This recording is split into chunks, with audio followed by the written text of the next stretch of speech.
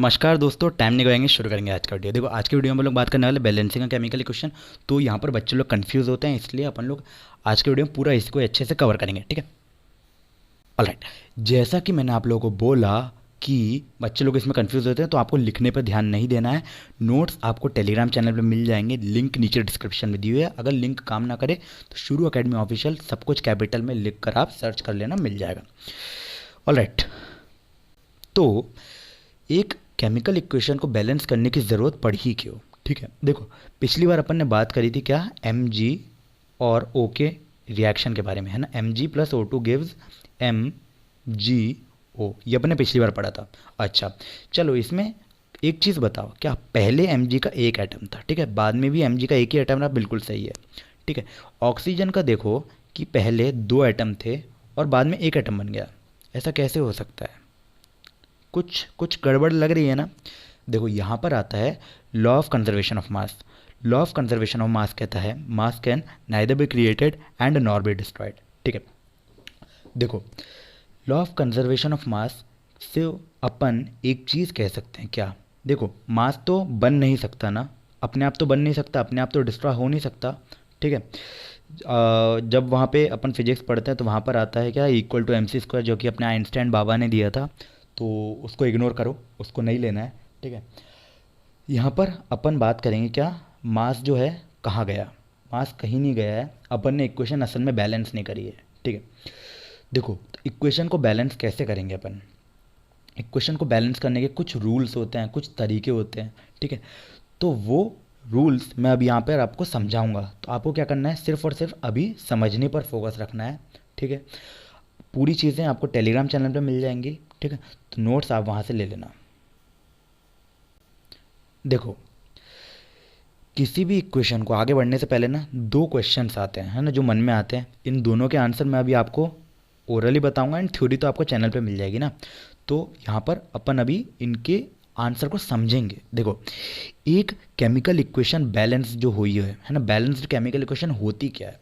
देखो, balanced chemical equation वो होती है जिसके LHS और RHS में सभी एलिमेंट्स बराबर होते हैं, है ना। जैसे कि पिछली वाली इक्वेशन में Mg प्लस O2 अपन ने लिया था, तो ये क्या बना था, MgO। अच्छा, अपन ने इसको अनबैलेंस इक्वेशन क्यों कहा था?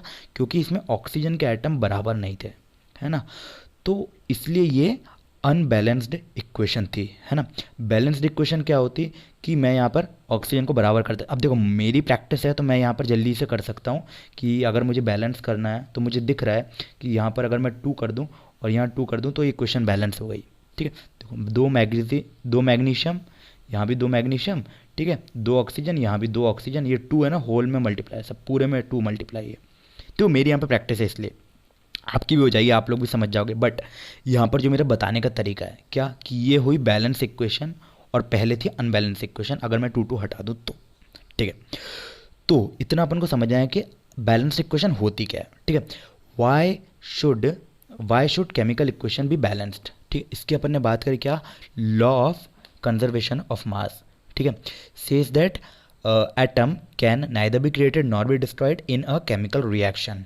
ठीक है, so total mass of all the element present in product of a chemical reaction must be equal to the total mass of all the elements present in the reactant. ठीक है, तो in other words, the number of atoms of each element in the products must be equal to the number of atoms of those elements in the reactants. ठीक है, समझे कि नहीं? अगर नहीं समझे तो मैंने क्या बोला, एक बार वीडियो को पीछे लेकर जाओ, फिर से सुनो। मैंने जो बात बताई सिंपल सी वही बताई जो मैंने आपको अभी law of conservation of mass में बोली थी, है ना। तो अब अपन चलेंगे इसको करना कैसे, बैलेंसिंग करनी कैसे है वो समझेंगे। सबसे पहले उसके लिए कुछ स्टेप्स होती हैं, पहले मैं आपको स्टेप्स बताऊंगा, फिर अपन एक एग्जांपल लेंगे, उससे अपन पूरी स्टेप्स को वेरीफाई करेंगे। ठीक है, और फिर मैं आपको होमवर्क तो दूंगा ही, है ना, वो तो आपको करना ही पड़ेगा। चलो भैया, सबसे पहले स्टेप नंबर 1, सपोजिंगली एक इक्वेशन आपके पास क्या है, a plus B gives C plus D, है ना। इसके अगल बगल आपको बॉक्सेस बनाने हैं, जैसे कि यहाँ पर a plus B gives C plus D में मैंने बॉक्सेस बना दिए हैं। ठीक है, अब ये इक्वेशन में बैलेंसिंग करते टाइम पे ये बॉक्स के अंदर ध्यान से सुनना, बॉक्स के अंदर आप कुछ भी चेंज नहीं करोगे, है ना। तो वही चीज़ लिखी हुई है, first draw boxes around each formula, ठीक है। तो मैंने यहाँ पर बॉक्सेस बना दिए। अब मैंने ये डिसाइड किया क्या कि मैं इन बॉक्सेस के अंदर बिल्कुल चेंज नहीं करूँगा। इक्वेशन क्या थी, एक बार और लिख रहा हूँ मैं, ए प्लस यार so A plus B gives C plus D, है ना। तो अब इन बॉक्स के अंदर कोई भी चेंज नहीं करेंगे अपन, हर एलिमेंट के अराउंड में बॉक्स बना दिए जैसे कि ये। तो अपन ने सबसे पहले बॉक्स बना दिए, हो गया, ठीक है। तो बॉक्स बनाने वाला काम अपना कंप्लीट हो गया, ठीक है। अगली स्टेप पे चलते हैं अपन, लिस्ट, स्टेप नंबर 2 है ना, list the number of atoms of different element present in the unbalanced equation. अच्छा देखो, अपन ने जो बॉक्स बनाया है ना, उनमें जो जो भी कंपाउंड्स हैं, कंपाउंड्स क्या होता है पता है ना। तो जो जो भी कंपाउंड्स क्या थे, ए बी सी और डी, वो सब एलिमेंट्स नहीं थे, वो सब कंपाउंड्स थे ना। तो कंपाउंड्स क्या होता है, ग्रुप ऑफ एटम्स, है ना। अब उनके अंदर पूरी इक्वेशन में जो जो भी एलिमेंट है उनको यहाँ पर लिख दो, ठीक है। Supposingly elements A B C D अपन कर चुके हैं, वहाँ पर capital A B C D लिया था अपन, है ना। A plus B gives C plus D, तो ये अपन ने कैपिटल लिए थे, मैं यहाँ पे स्मॉल ले रहा हूँ, या फिर एक्स वाई जेड ले लेता हूँ, एक्स वाई जेड, ठीक है। तो सपोजिंगली ये एलिमेंट्स हैं, अपन को इनको लिखना है ना। अब लिखना है कि LHS में टोटल कितने एक्स हैं। हो सकता है वो ए में हो सकता है बी में हो सकता है ए और बी दोनों में मिला करो। तो टोटल नंबर ऑफ एटम्स लिखने हैं अपन को, ये है स्टेप नंबर 2, है ना। सपोजिंगली यहाँ पर कुछ है एन, यहाँ N1 N2 N3, ठीक है। और RHS में कितने हैं, N1 एक्स का है, N2 वाई का है और N3 जेड का है ना। अब RHS में कितना है, वही चीज़, सेम चीज़ RHS में, मतलब ये एरो के राइट हैंड साइड में सी और डी में मैं कुछ मान लेता हूँ N4 N5 N6। जब आप बैलेंस करोगे तो ये N1 N2 N3 कुछ भी आ सकता है ना। एक्स वाई जेड तो मैंने एग्जाम्पल लिया है, कुछ भी हो सकता है। एक्स वाई जेड क्या, मैं फिर से बताता हूँ, एक्स वाई जेड वो एलिमेंट्स हैं जो ए बी सी और डी कंपाउंड में टोटल हैं। पूरे उसमें पूरी इक्वेशन में जो जो भी एलिमेंट्स यूज्ड हैं वो सब हैं एक्स वाई जेड, इस साइड अपन को लिखना है। यहाँ पर फिल क्या करना है ये मैंने अभी बताया, अभी अपन जब एग्जाम्पल लेंगे तो उसमें अपन ये अच्छे से समझेंगे। यहाँ पर तो ये समझो कि करना क्या है ना। तो अब चलते हैं कहाँ, स्टेप नंबर 3 में। ऑल राइट, अब देखो भैया स्टेप नंबर 3 है ना, यहाँ से थोड़ा सा लोग ना फैलने लगते हैं, आपको फैलना नहीं है, ठीक है। क्यों, आपको क्यों नहीं फैलना, क्योंकि आप मेरे स्टूडेंट हो, और मेरा स्टूडेंट कभी फैलता नहीं, मेरा स्टूडेंट लड़ता है आखिरी तक, है ना। तो स्टेप नंबर 3, अब देखो आपको मैक्सिमम नंबर ऑफ एटम्स, है ना, जिस भी ग्रुप में है आपको वहाँ पर लेना है। देखो समझो, पहले तो सबसे पहले आपको समझना होगा कि क्या है ना। तो अपन लोग यहाँ पर आगे देखते हैं। अब देखो यहाँ पर करना क्या, यहाँ पर अपन को ये करना है क्या कि वह कंपाउंड लेना है जिसमें सबसे ज़्यादा नंबर ऑफ एटम्स हो, ठीक है। कैसे, अच्छा अपन ने ए बी सी और डी, है ना, capital A capital B capital C और कैपिटल डी, ये अपन ने 4 कंपाउंड्स लिए थे ना, A plus B gives C plus D, ये है रिएक्टेंट्स और ये है प्रोडक्ट, ये अपन को याद होगा, अपन ने पिछले लेक्चर में किया था। तो अब इसमें अब वो कंपाउंड ले लेना है जिसमें सबसे ज़्यादा नंबर ऑफ एटम्स है, एटम बोल रहा हूँ, है ना, एटम, नंबर ऑफ एलिमेंट नहीं, एटम, ये देखो यहाँ लिखा है एटम, सबसे ज़्यादा नंबर ऑफ एटम है। तो सपोजिंगली अपन मान लेते हैं क्या कि किसी भी एक में, यहाँ पर सी में मान लेते हैं, सी में सबसे ज़्यादा नंबर ऑफ एटम अपन ने मान लिया, ठीक है भैया, मान लिया अपन ने। तो अब उन्हीं को ही अपन को बैलेंस करना है ना। जैसे कि सपोजिंगली अपन ने लिया सी में, है ना। तो अब सी में अपन ने लिया कि कौन सा ऐसा एलिमेंट है जो सबसे ज़्यादा है, ठीक है। सपोजिंगली ऑक्सीजन है, मान लेते हैं अपन ऑक्सीजन है ओ, ठीक है। अब अपन यहाँ पे लिख देंगे क्या, एटम्स, यहाँ पर लिख देना ऑक्सीजन, ठीक है। यहाँ पर मैं डायरेक्ट लिख रहा हूँ ओ। तो अब रिएक्टेंट में ओ कितना है, प्रोडक्ट में ओ कितना है, इनिशियल यानी कि पहले ओ कितना है, फिर बैलेंस करने में बाद में ओ कितना हो जाएगा। तो देखो सपोजिंगली अपन मान लेते हैं कि रिएक्टेंट यानी कि इस साइड ओ है 1, और कौन से कंपाउंड में मान लेते हैं अपन बी में, ठीक है, यहाँ पे लिख देना इन बी। प्रोडक्ट में सी में अपन ने माना था तो लिख देंगे क्या, मान लेते हैं अपन 3 है इन सी।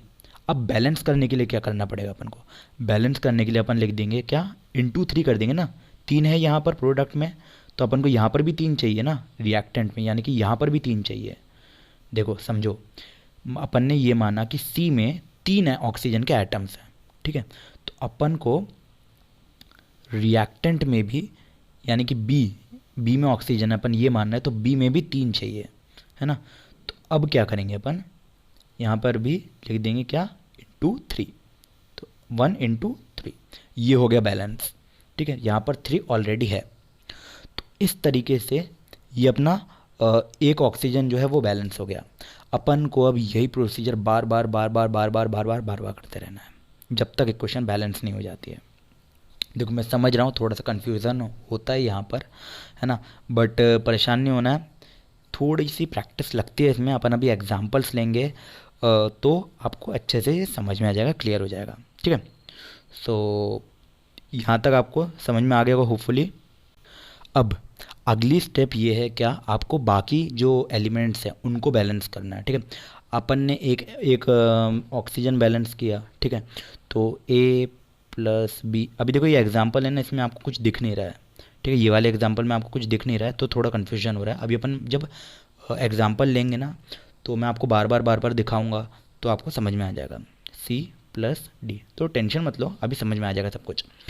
तो अब यहाँ पर इनिशियली और फाइनली, ठीक है, बाकी के एलिमेंट्स को अपन को बैलेंस करना बचा है, तो वही चीज़ करेंगे। अब ये प्रोसीजर को मैं आपको बता नहीं सकता हूँ, इसलिए यहाँ पर अपन ज़्यादा टाइम नहीं गंवाने वाले हैं, अपन डायरेक्ट चलेंगे एग्जाम्पल के ऊपर, ठीक है।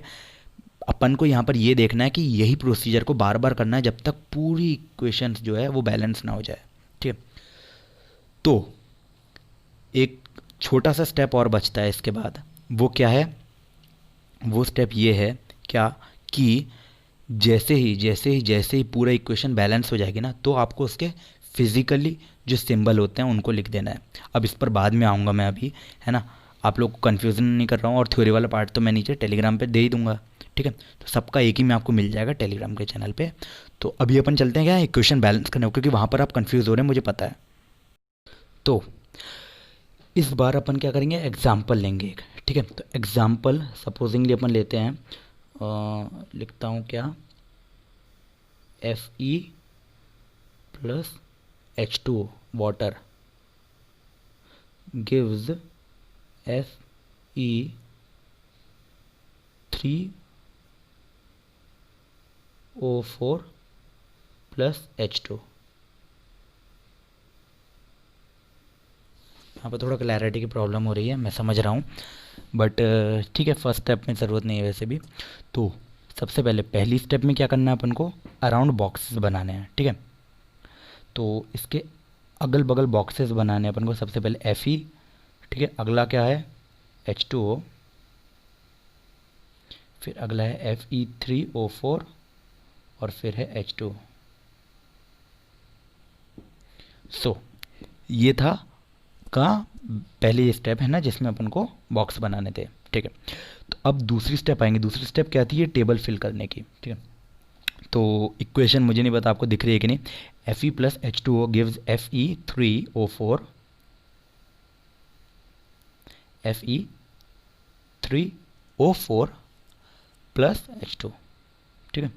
सो इनिशियली और फाइनली, है ना, ये अपन को पूरी चीज़ें बैलेंस करनी है। एंड ये वाली टेबल तो एक्चुअली थी नहीं वो, सो अपन लोग चलते हैं, अब टेबल बैलेंस करेंगे, ठीक है, हाँ ना। तो अब अपन आए वो टेबल पे ऊपर, ठीक है। तो मैंने क्या स्टेप 2 वाली टेबल पे लेकर जा रहा हूँ आपको, ठीक है। तो आपको इक्वेशन याद होगी, इक्वेशन क्या थी आपकी कॉपी में देखो, Fe plus H2O gives Fe3O4 plus H2, है ना। सो मैं इसको ना थोड़ा सा नीचे लिख देता हूँ क्योंकि अपन को क्लैरिटी चाहिए है ना। सो पहली स्टेप अपन ने क्या करी थी, पहली स्टेप करी थी अपन ने बॉक्स बना दिया था इसके अगल बगल। तो आप पहले बॉक्स बना दो,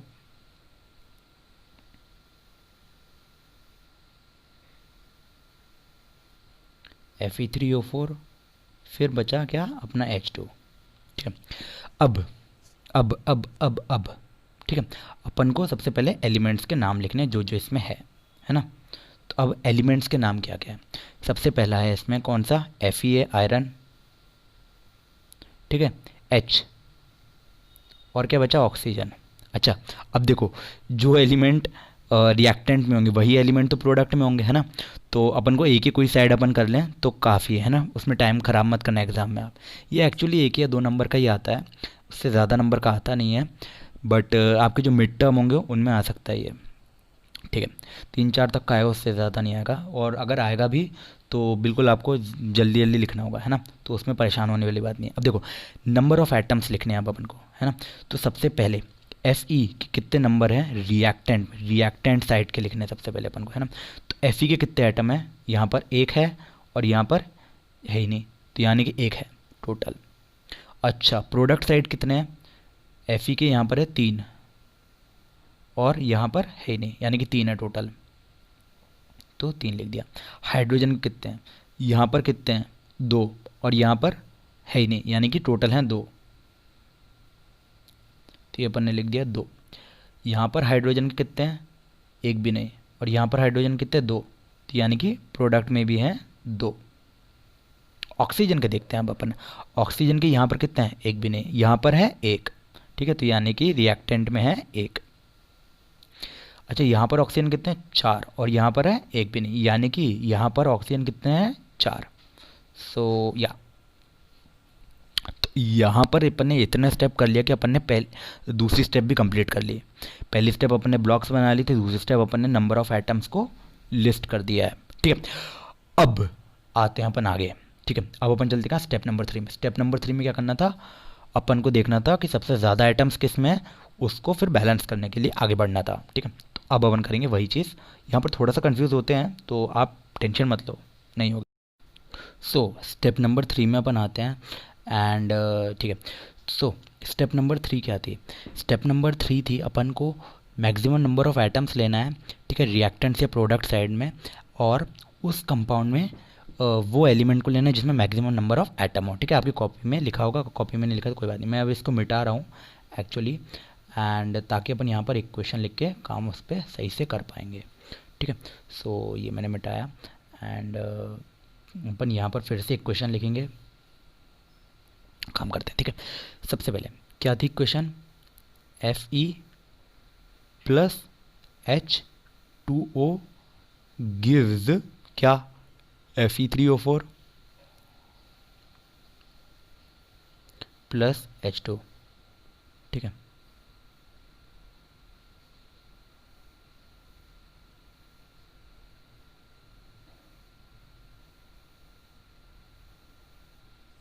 है ना। तो अब अपन को देखना है क्या यहाँ पर सबसे ज़्यादा एटम किस में है। ठीक है, तो मैं यहाँ पे कलर चेंज कर लेता हूँ। अब यहाँ देखो अपन ने क्या देखा था, टेबल बनाई थी। ठीक है, आप टेबल पर जाओ एक बार और वहाँ पर चेक करो कि सबसे ज़्यादा एटम्स किस में थे। ठीक है, सबसे ज़्यादा आप एटम आप यहाँ पर देखो तो किस में आ रहे हैं, 4 5 6 7। ठीक है, इसमें 7 एटम है, इसमें है 2 एटम, इसमें है 3 एटम, 2 हाइड्रोजन का 1 ऑक्सीजन, इसमें आयरन है और 1 ही एटम है। ठीक है, तो यानी कि 1 3 7 और 2। ठीक है, तो मैं इसको थोड़ा सा ना छोटा छोटा सा लिख दे रहा हूँ, क्या 1 3 7 और 2।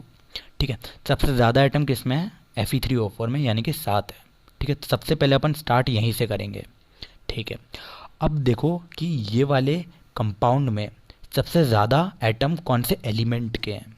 पहले अपन ने क्या देखा, कौन से कंपाउंड में सबसे ज़्यादा एटम है। ठीक है, अब अपन दूसरी चीज़ देखेंगे कौन सा एलिमेंट है जो सबसे ज़्यादा है। तो यहाँ पर अपन देखेंगे ऑक्सीजन सबसे ज़्यादा है ना, 4 हुआ है। तो अब अपन ऑक्सीजन से स्टार्ट करने वाले हैं, तो यहाँ पर क्या लिखेंगे, ऑक्सीजन। ठीक है, सो रिएक्टेंट में ऑक्सीजन कहाँ पर है, रिएक्टेंट में ऑक्सीजन है 1 जो कि है H2O में, है ना। तो अपन यहाँ पे लिख देंगे 1 इन रिएक्टेंट 1, यहाँ पे लिख देंगे इन H2O। और इन प्रोडक्ट, प्रोडक्ट में कहाँ पर है, कितने हैं, और पहले सबसे पहले कितने हैं, 4, कहाँ पर है, Fe3O4 में। तो यहाँ पर लिख देंगे इन Fe3O4, ठीक है। तो यहाँ से अपन ने रिएक्टेंट और प्रोडक्ट में इनिशियल वाला पार्ट देख लिया कि पहले कितने हैं। अब अपन को बैलेंस करना है ना, तो टू बैलेंस, यानी कि बैलेंस करने के लिए तो क्या करेंगे अपन, सबसे पहले यहाँ पर 1 है और यहाँ पर है 4, तो अपन कैसे बैलेंस करेंगे, तो 1 4 से मल्टीप्लाई कर देंगे ना, सीधी सी बात है, 1 इंटू 4, यहाँ पर क्या कर देंगे 4, तो 1 इंटू 4 अपन ने जैसे किया तो इक्वेशन बैलेंस हो गई, यहाँ पर ये वाली ऑक्सीजन बैलेंस हो गया नंबर ऑफ, ठीक है। क्यों, अब देखो पहले यहाँ पर था 1, यहाँ पर थे 4, अब यहाँ पर भी हो गए 4 और यहाँ पर भी हो जाएंगे 4, कैसे होंगे अपन अभी करते हैं। तो अब अपन लिखते हैं, ठीक है, क्या, Fe प्लस 4H2O गिव्स क्या, Fe3O4 प्लस H2, ठीक है। तो यहाँ पर नंबर ऑफ ऑक्सीजन बैलेंस हो गया, ठीक है। अब यही क्वेश्चन मैं बार बार तो नहीं करूँगा ना, सो मैं इसी को ही बार बार कैरी आउट करूँगा एंड आपको वहीं से ध्यान में देना पड़ेगा। ऑलराइट, तो अब अपन चलते कहाँ, आगे वाले पार्ट में, ठीक है, ठीक है। तो यहाँ पर अब अपन चलेंगे आगे, सेम स्टेप करनी पड़ेगी अब अपन को। तो अपने पास इक्वेशन क्या पिछली बार निकल कर आई थी, मैं यहाँ पे लिख रहा हूँ, and Fe plus 4H2O gives Fe3O4 plus H2, ठीक है। अब अपन को ये देखना है कि क्या दूसरे एलिमेंट कौन सा है, ठीक है। सबसे पहले अपन ने ऑक्सीजन को बैलेंस कर चुके हैं, है ना। अब क्या बचा अपने पास, हाइड्रोजन बचा और आयरन बचा है, जिसको बैलेंस करना बाकी है अभी, ठीक है। तो अब इन दोनों को कैसे बैलेंस करेंगे ये स्टेप नंबर 4 है, असल में ये मुझे ऊपर लिखना चाहिए था बट मैं ऊपर लिख नहीं रहा हूँ, ठीक है। तो अब दूसरा एलिमेंट कौन सा है, ठीक है। तो अपन या तो हाइड्रोजन को ले सकते हैं या फिर ऑक्सीजन को ले सकते हैं, हाइड्रोजन को ले सकते हैं या फिर आयरन को ले सकते हैं ना, किसी भी एक को ले सकते हैं। अपन यहाँ पर किसको लेने वाले हैं, अपन यहाँ पर जो अपनी मर्जी हो, ठीक है, हाइड्रोजन को उठा लेते हैं। क्यों, क्योंकि अपन ने इसको अनबैलेंस कर दिया है ना। तो H2O है, तो अपन हाइड्रोजन पे आते हैं, ठीक है। So let me change the colour, and hydrogen यहाँ पर है, हाइड्रोजन यहाँ पर आप पूरा लिख देना HYDROGEN, ठीक है। सो रिएक्टेंट में इनिशियली कितने हैं, इनिशियली रिएक्टेंट में हैं कितने, 8 है ना, 8 है असल में, 4 नहीं है, 8 है। क्यों, क्योंकि अपन ने 4 का मल्टीप्लाई कर चुके हैं ना भाई अपन, तो अब यहाँ पर है 8, ठीक है। 4H2O, ठीक है, इन 4H2O में अपने पास 4 है, ये देखो ना 4H2O है, तो 8 ही है ना, 4 इंटू 2, ठीक है। प्रोडक्ट साइड कितने, प्रोडक्ट साइड है 2, ध्यान दियो प्रोडक्ट साइड है 2, तो यहाँ लिख देंगे अपन 2, ठीक है। कितने, इन H2 में है 2, ठीक है। सो बैलेंस करने के लिए अब क्या करना पड़ेगा, बैलेंस करने के लिए रिएक्टेंट में तो कुछ मल्टीप्लाई करने की जरूरत नहीं, क्योंकि वहाँ तो ज़्यादा है, ठीक है। जिस साइड कम है, कम किस साइड है, 2 साइड है, तो 4 इंटू 2, जैसे अपन ने 2 में 4 का मल्टीप्लाई कर दिया तो बन गया भैया, क्या हो गया, 8 बन गया। सो ये इक्वेशन बैलेंस बन गई, ठीक है। तो अब क्या करेंगे, यहाँ पे कुछ नहीं, मैंने यही वाला जो 4 है वो इधर लिख दूंगा, जो कि जाएगा 4H2 बन जाएगा ये। अब देखो हाइड्रोजन बैलेंस है और ऑक्सीजन बैलेंस है दोनों साइड में, है ना। बचा क्या अपने में, आयरन बचा हुआ है अब, ठीक है। तो अब अपन कहाँ चलेंगे, आयरन वाले साइड में चलेंगे। आयरन को कैसे बैलेंस करूँ, अब मैं वही चीज़ यहाँ पर डायरेक्ट बता सकता हूँ अभी, ठीक है। डायरेक्ट कैसे करूँ, सबसे पहले मुझे ऑक्सीजन हाइड्रोजन वाला पार्ट मिटाना पड़ेगा। सो मैं इसको रब आउट कर देता हूँ, एंड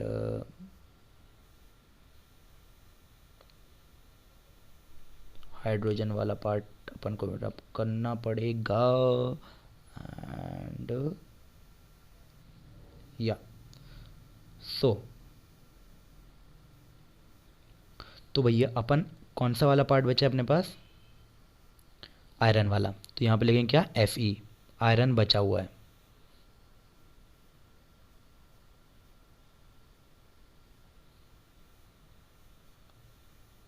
ना। सो रिएक्टेंट में इनिशियली कितने हैं, रिएक्टेंट में इनिशियली आयरन कितने हैं, 1, और प्रोडक्ट में कितने हैं, 3, देखो ना, Fe3O4, ठीक है, तो यानी कि ये भी अनबैलेंस है, कुछ तो मल्टीप्लाई होगा। तो अब बैलेंस करने के लिए क्या करें अपन, बैलेंस करने के लिए जो Fe है ना, इसमें अपन को कुछ मल्टीप्लाई करना पड़ेगा। तो क्या करें अपन, यहाँ देखो 1 है, 1 को मुझे 3 बनाना है, तो क्या करूँगा मैं, 1 को 3 बनाना है, तो अरे 1 को 3 बनाना है तो क्या करूँगा, 1 × 3 कर दूंगा, है ना। यहाँ पर किस में, इन F, यहाँ लिख दूंगा इन Fe3O4, ठीक है। तो जैसे ही अपन ने देखा कि यहाँ पर इन Fe3O4 यानी कि 3 से अपन ने मल्टीप्लाई कर दिया, है ना, 1 × 3 कर दिया, तो यहाँ पर क्या है, यहाँ पर तो 3 पहले से है ना, तो यानी कि इक्वेशन बैलेंस हो गया, है ना। बस क्या करना है, यहाँ पर 3 लिख देना है। सो इधर देखो इक्वेशन में अब आयरन के 3 है, ठीक है, हाइड्रोजन के कितने हैं, 8, और इस साइड कितने हैं, हाइड्रोजन के 8, इस साइड है आयरन के 3, इस साइड भी आयरन के 3, और यहाँ पर है 4 ऑक्सीजन के, यहाँ भी है 4 ऑक्सीजन के, यानी कि अभी इक्वेशन बैलेंस बन गई है।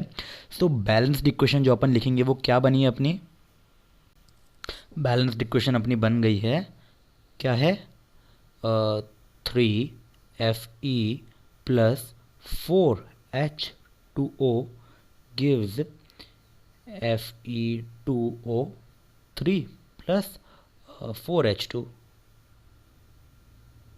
ठीक है। सो ये बन गई क्या अपनी बैलेंस्ड इक्वेशन, ठीक है। और आप चेक कर लो ये पूरी की पूरी तरीके से बैलेंस्ड है ना। सो यहाँ पर अपना ये वाला एग्जाम्पल ख़त्म होता है। अब देखो वीडियो ऑलरेडी लंबा खींच चुका है, सो एक एग्जाम्पल अपन और लेते हैं और उसको थोड़ा सा जल्दी जल्दी करेंगे, ठीक है, ज़्यादा टाइम नहीं गवाएंगे, जल्दी जल्दी करेंगे अपन। सो इक्वेशन जो अपन लेने वाले हैं, है ना, सो वो है कौन सी, सबसे पहले मुझे ये सब रब करना पड़ेगा,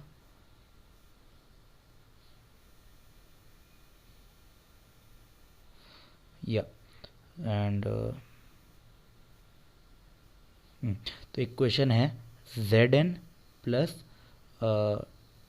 HCl गिव्स ZnCl2 प्लस क्या, H2, है ना, हाइड्रोजन के 2 एटम, H2 हमेशा इंडिविजुअली होता है तो 2 के फॉर्म में ही एग्जिस्ट करता है, ये आप तो खैर बाद में पढ़ोगे।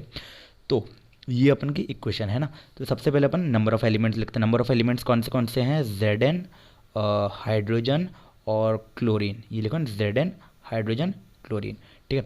तो ये अपन ने लिख दी क्या, नंबर ऑफ एलिमेंट्स, है ना, एलिमेंट्स के नाम लिखे हैं अभी अपन।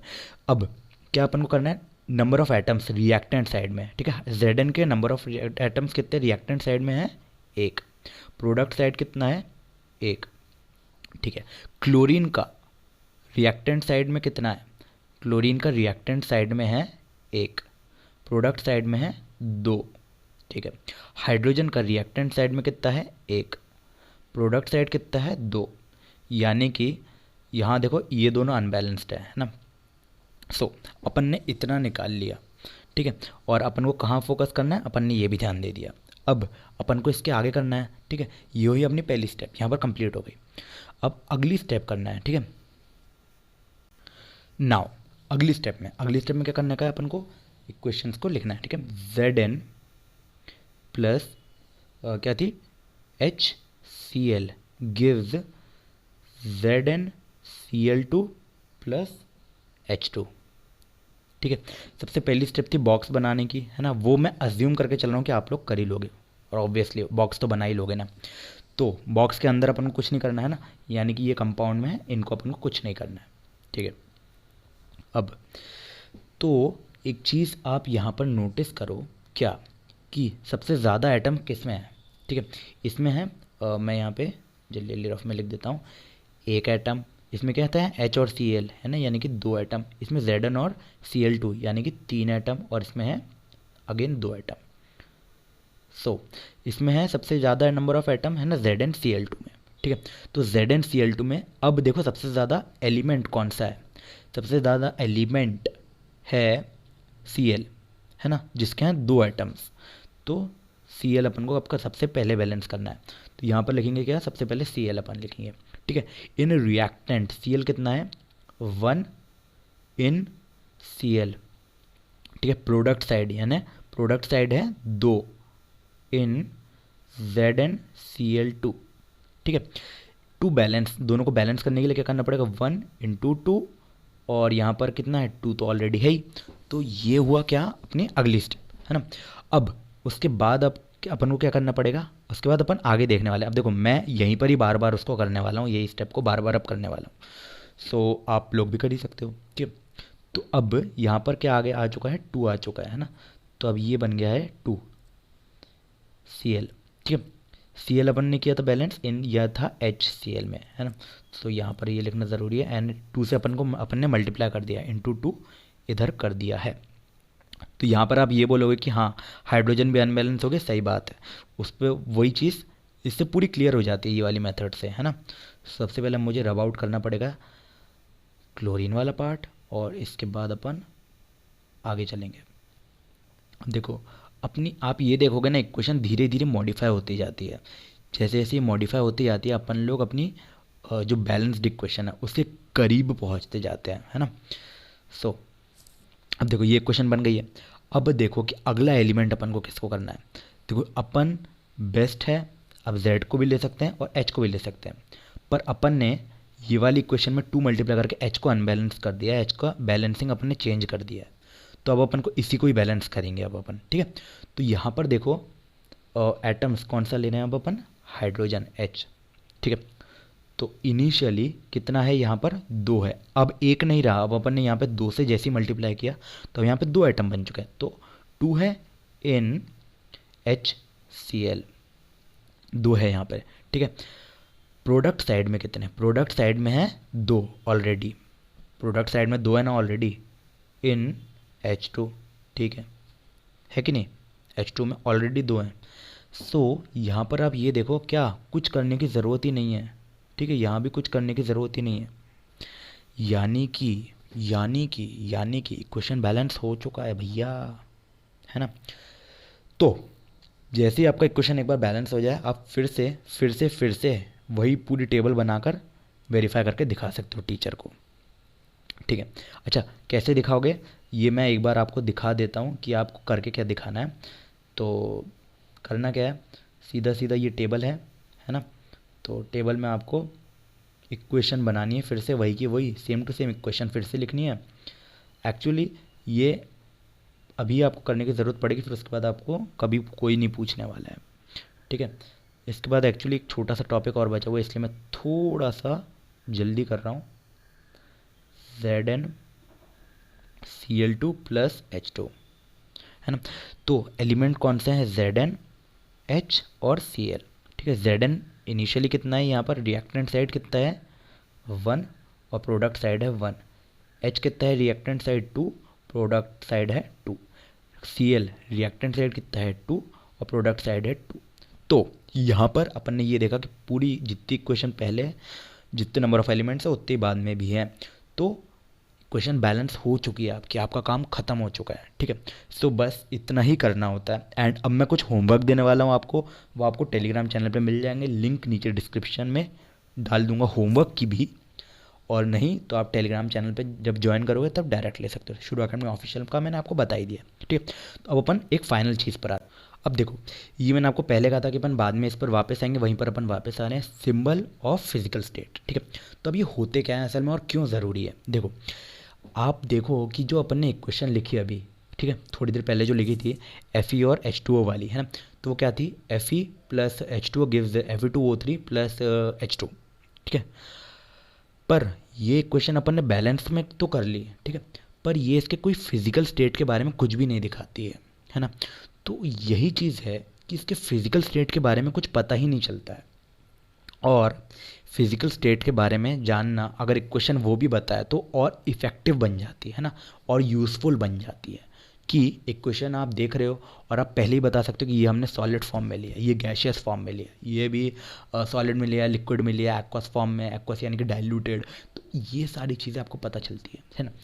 Don't worry about the theory part, वो आपको मिल जाएगा, है ना। यहाँ पर समझने पर फोकस रखो, ठीक है। सो जैसे कि, है ना, सॉलिड के लिए अपन लिखते हैं क्या, एस।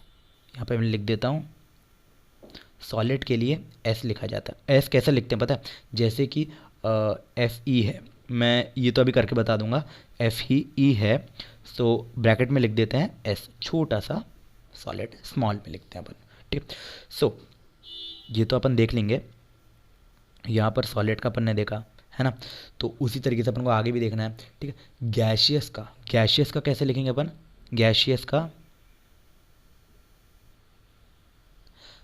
का अपन लिखते हैं जी, ठीक है, ठीक है। लिक्विड का अपन लिखते हैं एल, ठीक है। सो उसी तरीके से लिखते हैं। अब जैसे कि कई बार देखोगे ना, एक्वस भी लिखा रहता है, ठीक है, एक ए क्यू से लिखते हैं उसको अपन। अब देखो ए क्यू और एक्वस जो है ना, इसका मतलब होता है डाइल्यूटेड, ठीक है।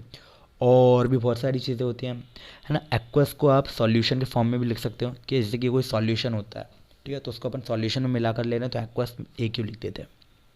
अब मैं इसको एक एग्जाम्पल के से अपन कंक्लूड करते हैं अपन फाइनली। अभी जो अपना एग्जाम्पल था F E plus H two O gives क्या, F E 3O4 plus H2, है ना। ये अपन ने बैलेंस करने के बाद ये क्या बन गया था, 3Fe, और ये बन जाएगा 4H2O, एंड यहाँ पर ये 4O और यहाँ पर 4 कर दिया मल्टीप्लाई, ठीक है। सो ये बन गया अपना बैलेंस इक्वेशन। अब इसको ही अपन को फिजिकल स्टेट्स लिखने हैं, तो अपन कैसे लिख देंगे, देखो Fe सॉलिड फॉर्म में लिया अपन ने, तो S लिख देंगे अपन। H2O गैशियस फॉर्म में लिया, ठीक है, गैशियस फॉर्म मतलब कि स्टीम है, ठीक है, तो यहाँ पे जी लिखा, समझ रहे हो ना, गैशियस फॉर्म स्टीम है। Fe3O4 जो बना है ये भी सॉलिड फॉर्म में बना है, तो यहाँ पे लिखेंगे एस, और H2 जो बना है वो गैशियस फॉर्म में बना है, H2 गैस निकलती है ना। इसी को ही काफ़ी सारे तरीके से कई लोग एरो दिखा के बनाते हैं, ठीक है। सो वो सब भी तरीके होते हैं इनके। अब देखो एरो फॉर्म से कैसे दिखाते हैं, प्रेसिपिटेट होता है, प्रेसिपिटेट अगर होता है तो प्रेसिपिटेट कैसे दिखाते हैं, पीपीटी, है ना। जैसे कि एफ ई मान लो पीपीटी बना है, तो एफ ई के बगल में ऐसा एरो बना देंगे अपन कि ये पीपीटी बना है। और क्या, गैशियस फॉर्म में, ठीक है,